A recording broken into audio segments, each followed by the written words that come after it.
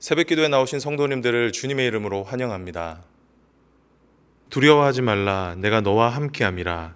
놀라지 말라, 나는 내 하나님이 됨이라. 내가 너를 굳세게 하리라. 참으로 너를 도와주리라.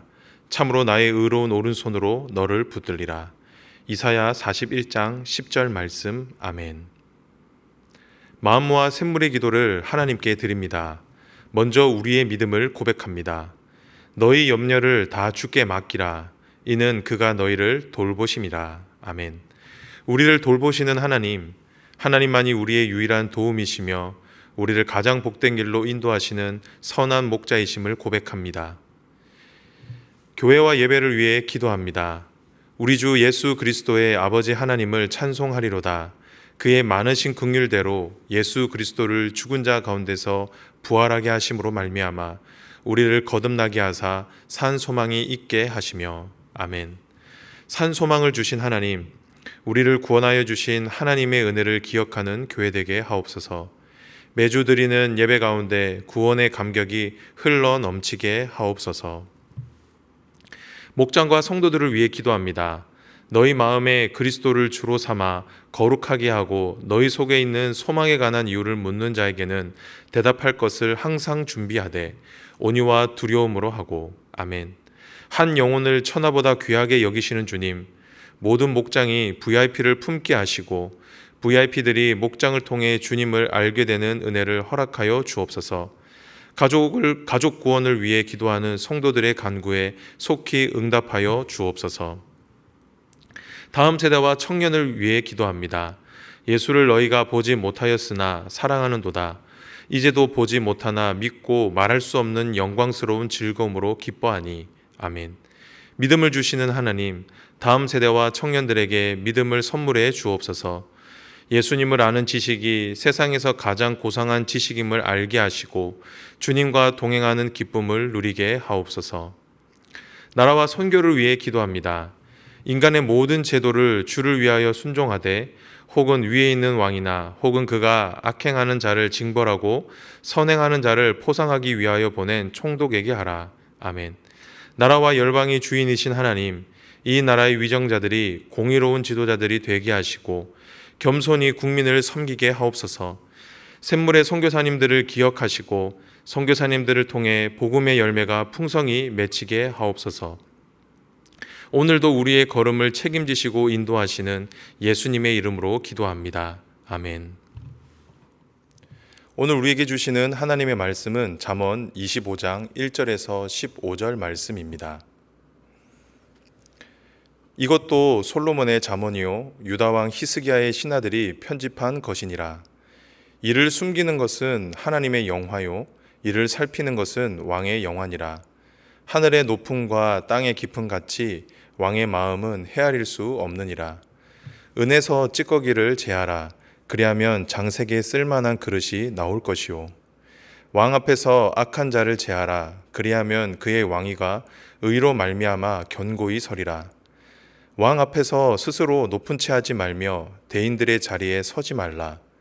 이는 사람이 내게 이리로 올라오라고 말하는 것이 내 눈에 보이는 귀인 앞에서 저리로 내려가라 말하는 것보다 나음이니라. 너는 서둘러 나가서 다투지 말라. 마침내 내가 이웃에게서 욕을 보이게 될 때에 내가 어찌할 줄을 알지 못할까 두려우니라. 너는 이웃과 다투거든 변론만 하고 남의 은밀한 일은 누설하지 말라. 듣는 자가 너를 꾸짖을 터이요 또 내게 대한 악평이 내게서 떠나지 아니할까 두려우니라. 경우에 합당한 말은 아로새긴 은쟁반의 금사관이라. 슬기로운 자의 책망은 청종하는 귀의 금고리와 정금 장식이니라. 충성된 사자는 그를 보낸 이에게 마치 추수하는 날의 얼음 냉수 같아서 능히 그 주인의 마음을 시원하게 하느니라. 선물한다고 거짓 자랑하는 자는 비 없는 구름과 바람 같으니라. 오래 참으면 관원도 설득할 수 있나니 부드러운 혀는 뼈를 꺾느니라. 오늘 우리에게 주시는 하나님의 말씀은 하나님의 기쁨이 되는 사람입니다. 성경을 보면 하나님과 우리와의 관계를 설명할 때 여러 가지로 설명을 하는데요. 그 중에 대표적인 것이 아마도 왕과 백성일 것입니다. 하나님은 우리의 왕이시고 우리는 그의 소유된 백성이라는 것이죠. 이 관계는 하나님께서 직접 맺어주신 관계인데요. 레위기 26장 12절을 보면 하나님께서 이렇게 말씀하셨습니다. 나는 너희 중에 행하여 너희의 하나님이 되고 너희는 내 백성이 될 것이니라. 하나님은 직접 우리의 왕이 되시겠다라고 말씀하셨고 우리를 하나님의 백성으로 삼아주시겠다라고 약속해 주셨습니다. 그렇기에 저와 여러분은 하나님의 백성이 되었습니다. 그렇다고 하면 저와 여러분은 하나님의 백성으로서 하나님을 어떻게 기쁘시게 할 수 있을까요? 오늘은 이 말씀으로 주신 은혜를 함께 나누도록 하겠습니다. 바라기는 오늘 말씀을 통해 왕이신 하나님을 기쁘게 섬길 수 있는 저와 여러분이 되시길 주님의 이름으로 축복합니다. 우선 첫째, 하나님의 기쁨이 되는 사람은 어떤 사람일까요? 그것은 바로 왕 앞에 엎드릴 줄 아는 사람입니다. 겸손하게 자신을 낮추고 하나님만을 높일 수 있는 사람, 그 사람이 바로 하나님의 기쁨이 되는 사람입니다. 오늘 우리가 읽은 잠언은 솔로몬의 잠언으로 히스기야의 신하들이 편집한 교훈들입니다. 그렇기에 전반적인 내용들이 신하로서 왕을 어떻게 섬겨야 하는지가 기록되어 있는데요. 그런데 그 중에 가장 많이 등장하는 것이 바로 엎드림입니다. 5절을 함께 볼까요? 왕 앞에서 악한 자를 제하라. 그리하면 그의 왕위가 의로 말미암아 견고히 서리라. 잠언은 왕 앞에서 악한 자를 제하라라고 말씀하고 있습니다. 여기에서 말하는 악한 자는 아첨꾼을 의미합니다. 즉 왕의 눈을 흐리게 하여 국정을 어지럽히는 아첨꾼을 왕 앞에서 제거하라라는 것이죠. 그렇게 할 때 왕위가 의로 견고히 설 수 있다라고 말씀하고 있습니다. 그런데 이 말 안에는 이런 의미도 포함이 되어 있습니다. 내가 왕의 눈을 흐릴 수 있다라고 하는 그 마음, 내가 왕을 좌지우지할 수 있다라고 하는 그 교만한 생각을 버리라는 것이죠. 그리고 6절을 한번 볼까요? 왕 앞에서 스스로 높은 채 하지 말며 대인들의 자리에 서지 말라. 잠언은 스스로 높은 채 하지 말라라고 교훈을 하고 있습니다. 스스로 높은 채 하여 왕의 곁에 가까이 서지 말라라는 것이죠. 왜 그렇습니까? 나의 높고 낮음을 결정하는 권한은 오직 왕에게 있기 때문입니다. 그렇기에 왕의 권위를 인정하며 자신을 낮추라라는 것이죠. 그렇게 하면 왕이 알아서 높여줄 것이다 라는 겁니다. 이처럼 잠언은 왕이신 하나님 앞에 우리가 가장 먼저 해야 할 것이 겸손이라고 말씀합니다. 하나님 앞에 스스로 자신을 낮추고 엎드릴 줄 아는 사람이 하나님의 기쁨이 된다라는 것이죠. 왜냐하면 자신을 낮춘다라고 하는 것은 하나님을 상대적으로 높이는 행위이기 때문입니다. 왕이신 하나님의 높음을 인정하는 것, 그것이 바로 겸손이고 엎드림이기 때문입니다. 사랑하는 성도 여러분, 하나님의 기쁨이 되고 싶으십니까? 그렇다고 하면 왕이신 하나님께 엎드리시기를 바랍니다. 나의 낮음을 인정하고 하나님만 높일 수 있기를 바랍니다. 분명 자신을 낮추고 엎드리는 일은 쉬운 일은 아닐 것입니다. 때로는 거북할 수도 있겠죠. 왜냐하면 내 자존심을 내려놔야 하기 때문입니다. 하지만 하나님 앞에서의 엎드림은 괜찮습니다. 오히려 하나님 앞에 엎드리는 행위는 우리에게 유익이요 영광이 될 것입니다.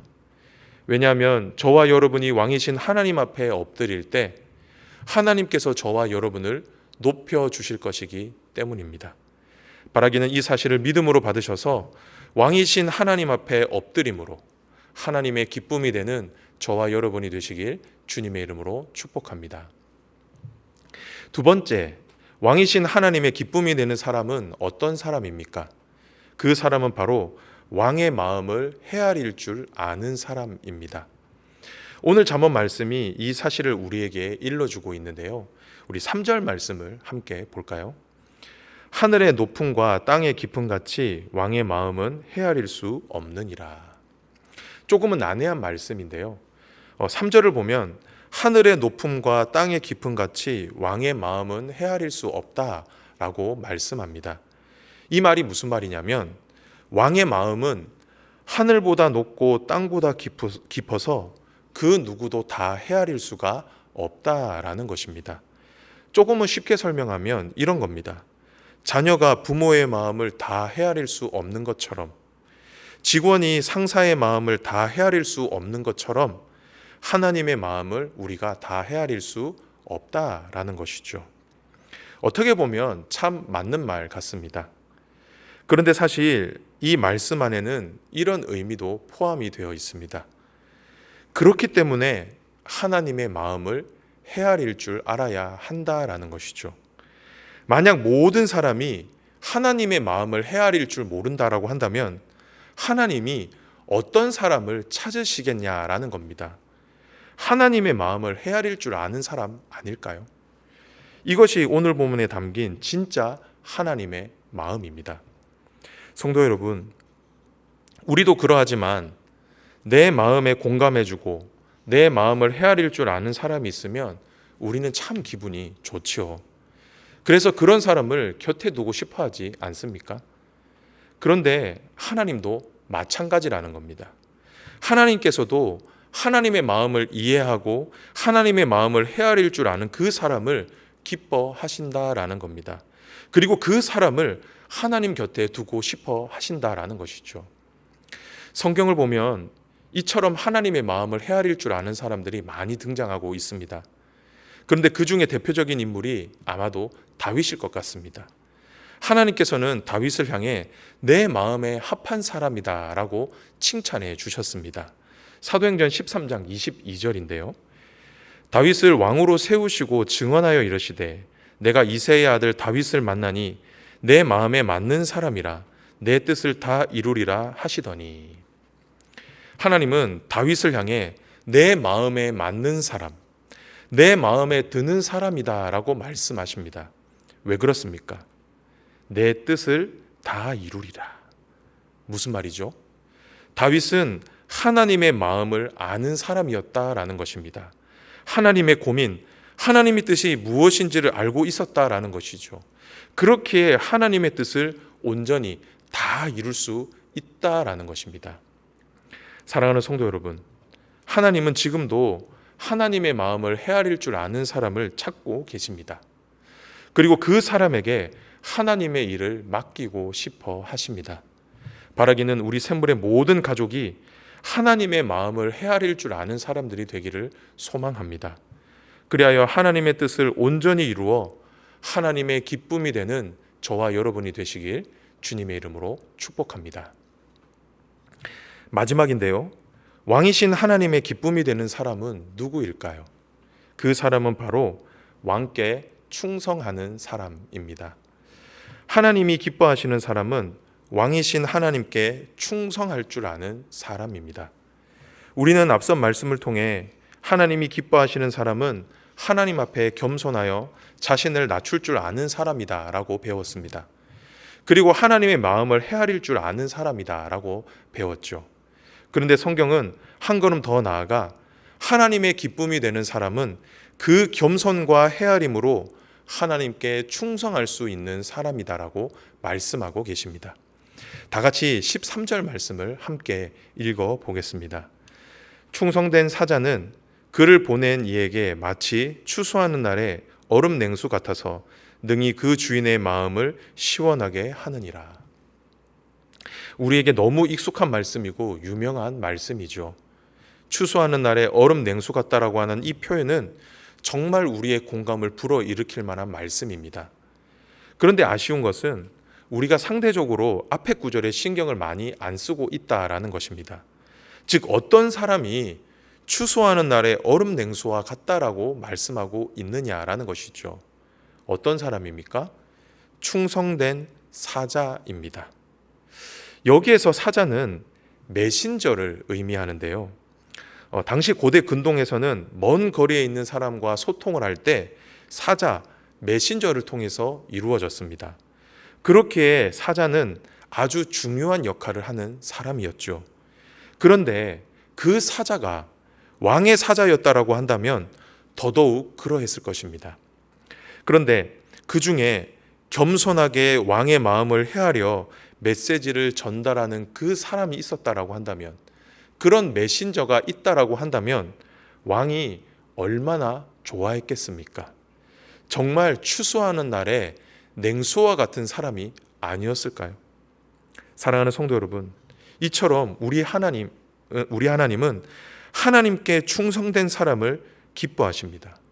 겸손하게 하나님의 마음을 헤아릴 줄 알고 그 하나님이 원하시는 일을 감당하는 사람, 그 하나님의 마음을 알고 그 하나님의 마음을 온전히 전달해 줄 수 있는 그 사람, 하나님은 그 사람을 기뻐하신다라는 것입니다.